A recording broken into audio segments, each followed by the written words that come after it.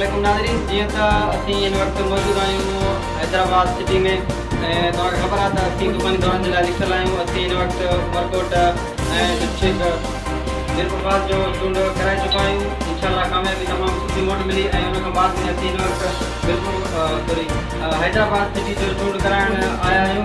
ऐं हाणे असां सां मौजूदु आहिनि डिवीज़न हैदराबाद जो सदर मीर बाबू खान बंगलानी ऐं असीं उन सां ॻाल्हि ॿोल कंदासीं पंहिंजे इताद जे बारे में। असीं कुझु पुछणु चाहींदासीं ऐं उन्हनि जो छा रायो आहे इताद जे बारे में। बिस्मिल्लाहिर्रहमानिर्रहीम।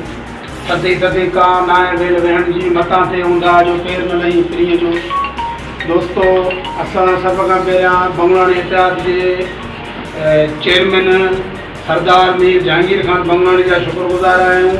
ॿी जेकी कनकोट कशमोर ऐं मर्कज़ जी टीम पहुतल आहे मूं वटि, मंज़ूर अहमद तूफ़ानी साहब, ॿिया दोस्त आहिनि सचल बंगलानी साहब, उन्हनि सां गॾु जेकी बि टीम आहे उनजा असां शुक्रगुज़ार आहियूं ऐं भरपूर लफ़्ज़नि में जेको आहे असां उन्हनि जा थोराइता आहियूं। ॿी जेकी दोस्त आहिनि मीरपुर वारा, उमरकोट वारनि साथ ॾिनो आहे असांखे, उन्हनि जी वॾी वॾी महिरबानी। ऐं जेके दोस्त आयल आहिनि उन्हनि जी वॾी महिरबानी। असां इहो अदम खण कयूं छा त जेको बि असांजो आख़िरी साह बि हूंदो त बंगलानी ग्रुप लाइ हूंदो, बंगलानी इतिहाद। जी नाज़रीन, हीअ तव्हां ॿुधो डिवीज़न सदर मीर बाबू खान बंगलानी जो ॻाल्हियूं, जंहिं ॿुधायो त असीं ऑल पाकिस्तान बंगलानी साहब सां हर मुश्किल में गॾु आहियूं।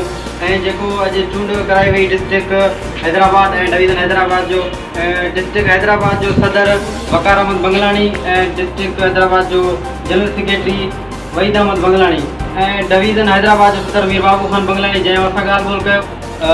कैमरामैन एडी बंगलानी सां गॾु ख़ुदा बख़्श बंगलानी।